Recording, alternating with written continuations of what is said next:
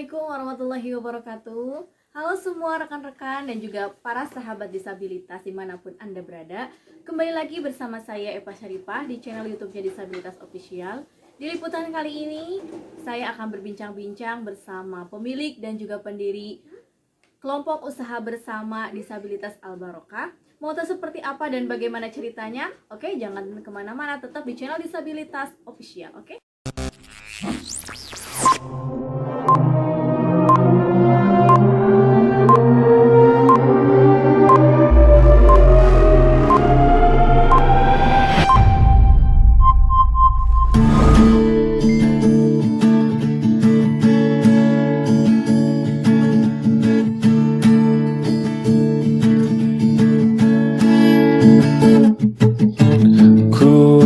Disabilitas Al-Barokah, satukan tekad untuk berjuang bersama. Ku berdisabilitas Al-Barokah, saling membantu untuk membangun negara Indonesia Raya tercinta. Kami di sini untuk nusa dan bangsa. Percayakan pada Tuhan, semua yang ada di dunia takkan sia-sia. Kelompok usaha bersama disabilitas Al-Barokah berjaya.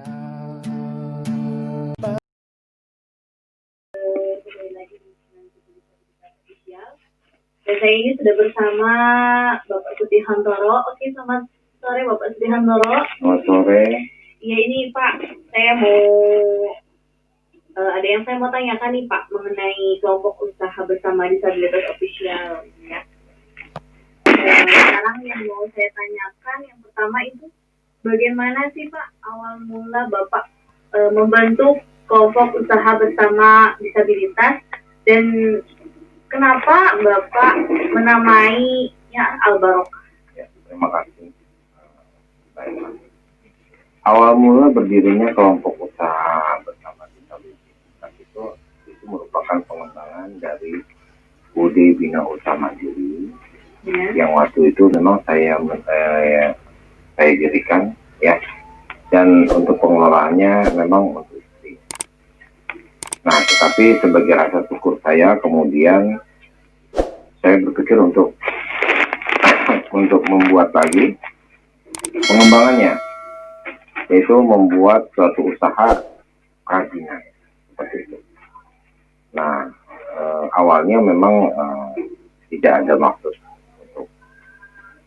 kepada difabel ya, tetapi ada satu peristiwa yang sangat luar biasa bagi saya, karena waktu itu saya ke Belambangan di lereng Gunung Slamet. Saya dapat pemahaman memang ya ada tugas bagi saya untuk bagaimana kita bersama-sama teman-teman yang sama kayak dengan saya. Kalau saya kan kebetulan kena kecelakaan ya, kecelakaan satu kurang 5 cm jarinya gigit. Masuk saya kaki cuma kadang-kadang masih terasa sakit. Iya. Jadi seperti itu. Nah, awal mulanya itu saya sebelumnya memang ya sempat berpikir gitu ya, tidak ada sih istilah kelompok gitu atau kelompok usaha bersama. Tetapi ternyata ketika saya browsing di Google gitu ya, dari di sosial itu ternyata sudah membentuk yang namanya kelompok usaha bersama. Saya juga baru tahu gitu loh Mbak. Kemudian ya udah saya namakan kelompok usaha bersama. Tetapi karena memang kebanyakan ya rekan-rekan termasuk saya itu difabel ya, saya tambahin kelompok usaha bersama disabilitas. Nah, kalau untuk Al-Barokah sendiri, karena saya ingin agar usaha ini menjadi berkah, ya saya namain Al-Barokah seperti itu. Lalu dibentuknya itu sudah berapa lama ya Pak? Kalau UD Bina Usaha Mandiri itu sudah hampir 5 tahun. Nah, kalau kelompok usaha bersama ini boleh dibilang ini awalan itu Januari tahun 2020. Tetapi karena memang kemudian difasilitasi oleh dinas sosial, karena itu saya bertemu dengan Bu Beni Kasiati, beliau sebagai kepala seksi di dinas sosial, dan saya sebagai narasumber waktu itu ya di Haji Barang, Mbak, di PKBM Tunas, itu pimpinan Ibu Dr. Anda Umi Salamah. Nah, beliau juga termasuk student IT.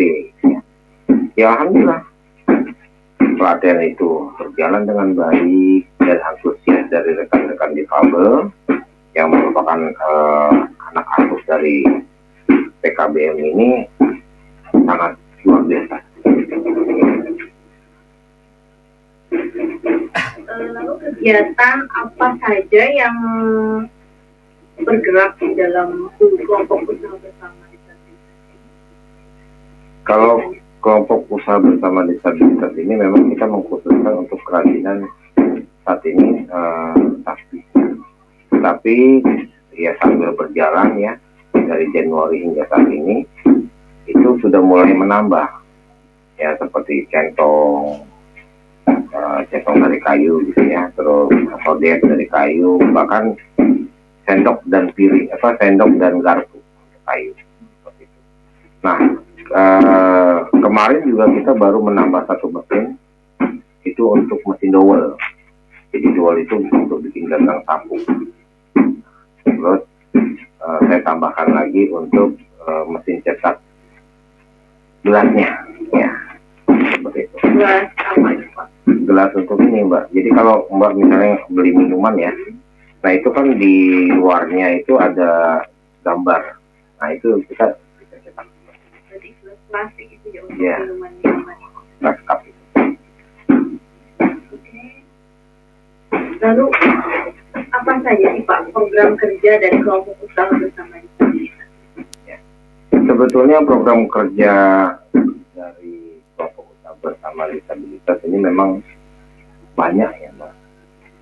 Tapi ya mengingat saya dan rekan-rekan itu ya banyak kekurangan ya, dan saya juga belum punya tempat. Kalau sekarang kan saat ini saya masih ngontrak ya di Banyumas. Nah, jadi masih bertahap lah. Gitu. Kalau untuk sebetulnya sih saya ada ya unit usaha juga di Jakarta. Cuma kan beda ya bidangnya, kalau di Jakarta kan lebih kepada properti. Nah, jadi program kerja yang pertama yaitu mengadakan pelatihan, Pak. Mengadakan pelatihan, bekerja sama dengan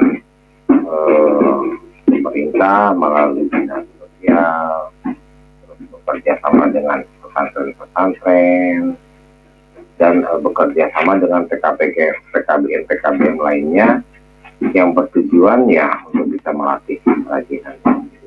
Nah, di sini itu ada keunggulan dari program pelatihan ini, yaitu kita namakan pelatihan berkelanjutan. Nah, arti dari kenapa pelatihan berkelanjutan? Yang dimaksud dengan pelatihan berkelanjutan, jadi kita tidak hanya memberikan mereka, tetapi kita juga membantu mereka, Mas. Nah, kita membantu mereka dari hasil yang sudah dibikin.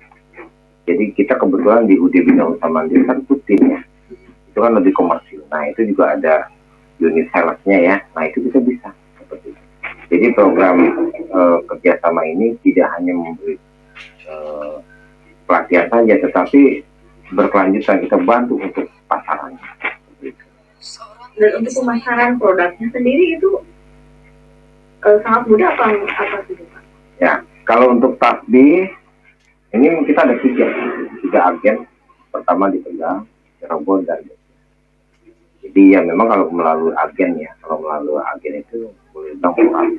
Ya, jadi satu tasbih, karena kita bikin tasbih itu ada dua macam. Pertama dari kayu biasa, ya, dari limbah kayu, dan yang kedua tuh kayu khusus.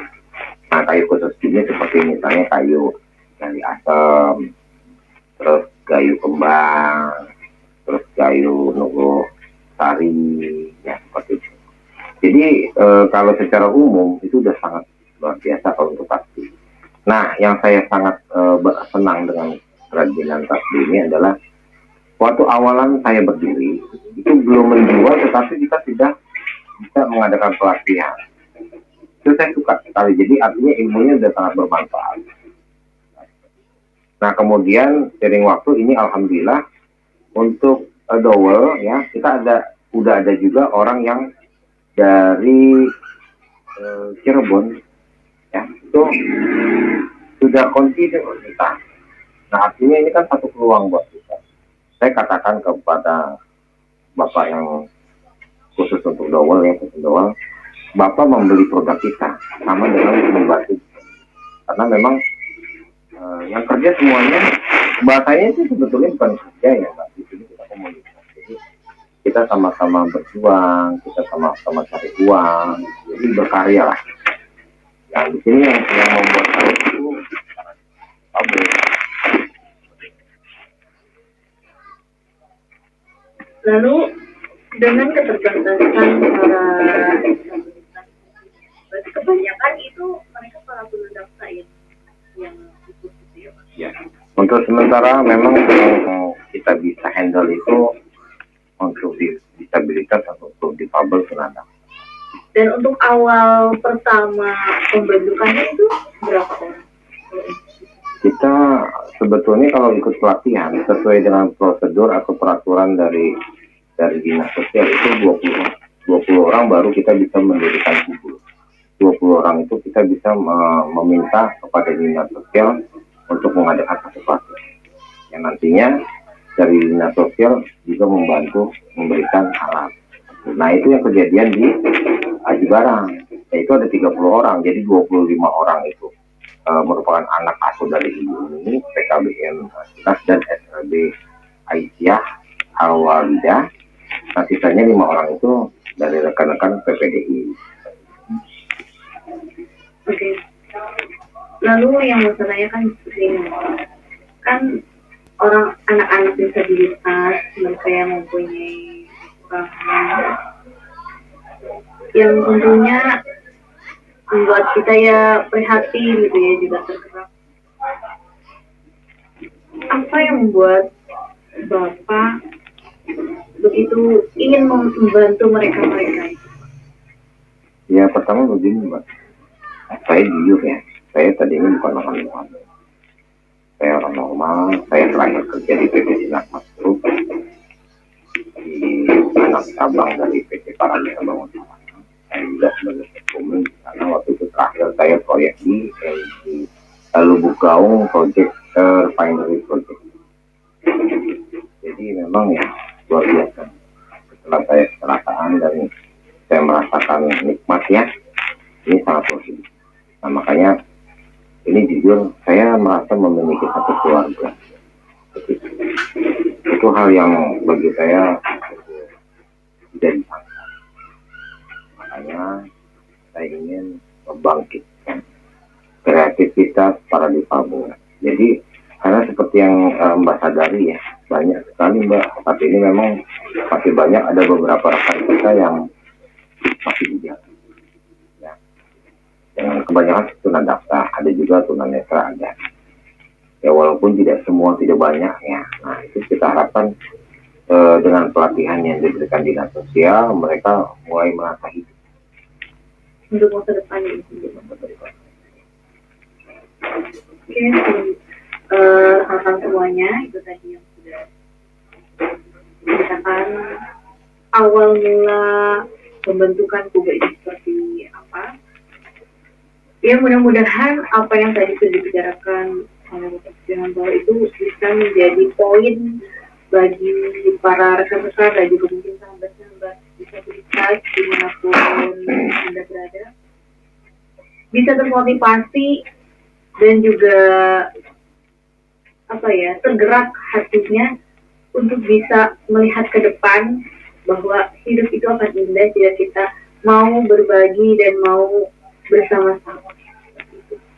Oke Pak, ini saya lanjut lagi ya Pak ya, pertanyaannya. Ini kan sudah ada pembuatan YouTube ya, dan namanya itu kan Disabilitas Official. Tujuannya apa sih nih Pak? Untuk Bapak membuat channel YouTube Disabilitas ini kan sudah trending loh Pak ini ya. Jadi gini Mbak, betul sekali. Ini di channel Disabilitas Official ini sebetulnya tidak bisa, karena memang sebelum mengalami COVID kita ini banyak orang.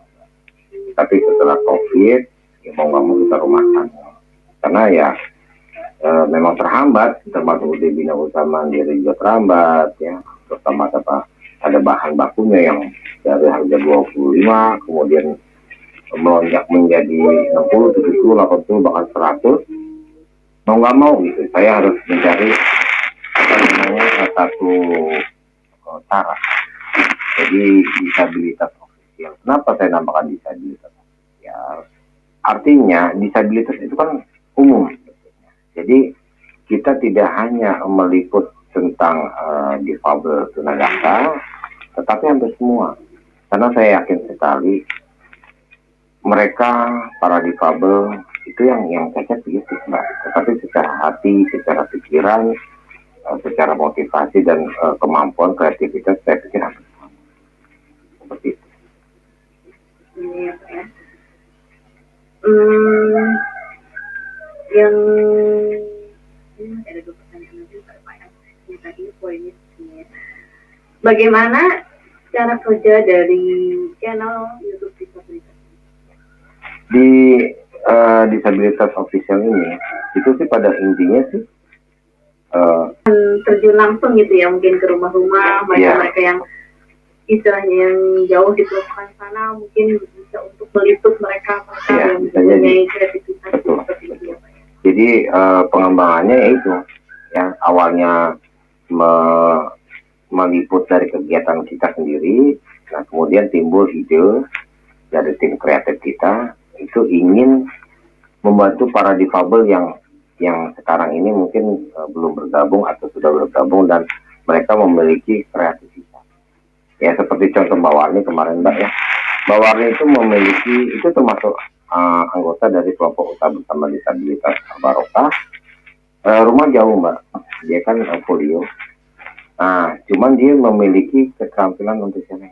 Jadi selama ini dia itu membiayai keluarga itu dengan membuat, ya alhamdulillah dengan diliput dan dibantu teman-teman yang lain itu akhirnya yang biasanya seminggu 10 ya, ini seminggu udah lumayan lah. Punya sih seperti itu. Ya itu sih harapan kami, ya harapan saya dari channel disabilitas ini memang bisa menjadi wadah. Nah, satu lagi pertanyaannya itu kalau seandainya ada di luar kota jauh, misalnya contoh seperti Bapak ini ada di difabel, kemarin chattingan sama saya, itu dia berada di Blitar, nah, Blitar pinggir laut lah. Nah dia difabel, dia memiliki kemampuan membuat perahu layar, tapi dari bahannya dari ke depannya. Kalau harapan saya untuk kelompok usaha bersama, saya bercita-cita Mbak, sebetulnya cita-cita yang paling luhur di dalam hati saya itu bisa mendirikan yayasan. Kalau dulunya yayasan yatim piatu dulunya, makanya saya memang memiliki yayasan saya itu Laksa itu di Bogor. Nah saat ini dikelola sama Ibu In, dikelola sama beliau. Nah harapan saya, ya saya di khusus untuk Banyumas atau mungkin di kabupaten yang lain yang nanti saya ada, ya itu bisa memberikan satu tempat bagi anak-anak difabel untuk bisa berkreasi dan berkreatif seperti itu. Nah satu lagi itu, yang kedua adalah saya membutuhkan dukungan, ya. Saya membutuhkan dukungan yang boleh dibilang 100 bahkan 1000% lah, ya, terutama bagi para difabel. ayo kita tunjukkan bahwa difabel, walaupun kita cacat fisik, walaupun kita masih ada beberapa orang yang memandang kita sinis, memandang kita dianggap tidak mampu, tetapi ayo kita bekerja sama, kita membangun usaha dengan cara saling bantu, Mbak. Ya seperti saya kadang-kadang miris ini, ya senang sih, cuman kadang-kadang begini, saya berpikir saya nggak sebut nama ya, Mbak, ada artis, kita tahu artis ya, yang artinya ya notabene mereka dengan pendapatnya yang sangat luar biasa, kemudian dengan kepameran mereka membuat YouTube, membuat channel dan berhasil ya karena mereka punya fans gitu.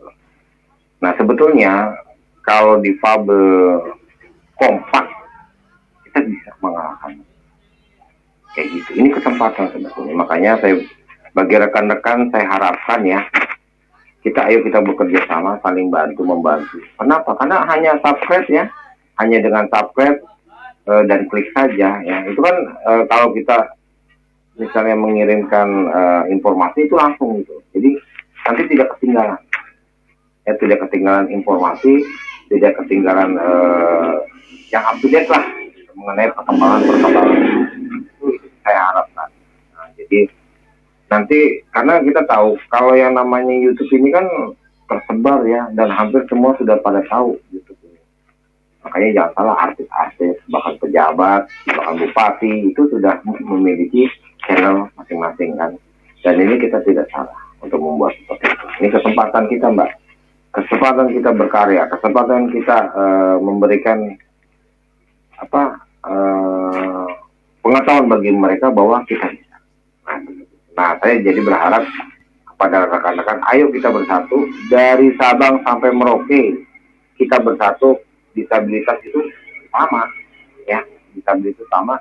Kita bersatu, kita membangun.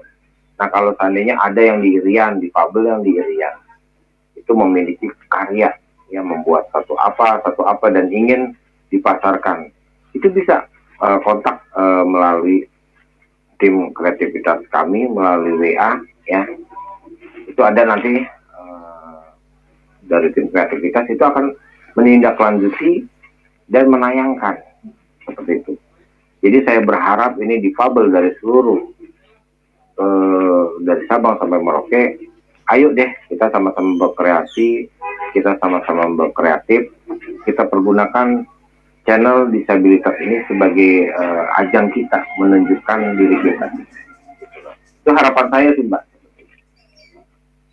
Harapan yang sangat luar biasa dan saya juga tentu ya jujur sekali karena apa ya bisa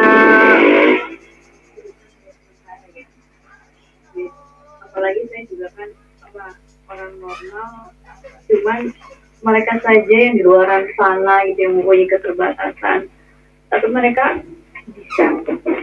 Jadi ayo teman-teman, ayo sahabat-sahabat, ayo teman-teman semuanya, tunjukkan kreativitas kalian dan juga yang baik untuk para sahabat disabilitas dimanapun Anda berada, tunjukkan bahwa kalian juga bisa. Nah itu tadi. Terima kasih Bapak Soti Hantoro sebelumnya, dan saya juga mohon maaf apabila ada perkataan yang menyinggung dan juga yang buat salah dengan saya, itu saya minta maaf. Terima kasih juga untuk wawancaranya di sore hari ini. Semoga apa yang saya tadi bincangkan bersama Bapak Soti Hantoro semoga bisa bermanfaat dan para sahabat disabilitas bisa dimanapun Anda berada bisa termotivasi dan bisa bergerak hatinya untuk bisa ayo kita bisa seperti itu ya, untuk bisa bergerak dari sekarang seperti itu karena kesempatan tidak akan datang seperti kata pepatah gitu intinya ya. Oke, itu saja mungkin sekian dari saya di sore hari ini. Terima kasih. Jangan lupa ya, tetap ikutin channel YouTube Disabilitas Official dengan berbagai macam liputan-liputan yang akan kita nanti tayangkan lagi dengan orang-orang yang sangat luar biasa tentunya, yang mereka mempunyai ide-ide, mempunyai kreativitas yang sangat luar biasa. Oke, jangan ikutin terus ya channel YouTube-nya Disabilitas Official. Jangan lupa di like, di komen, dan juga ditekan loncengnya, dan jangan lupa juga di subscribe. Oke, terima kasih. Wassalamualaikum warahmatullahi wabarakatuh. Sampai jumpa lagi di channel YouTube selanjutnya.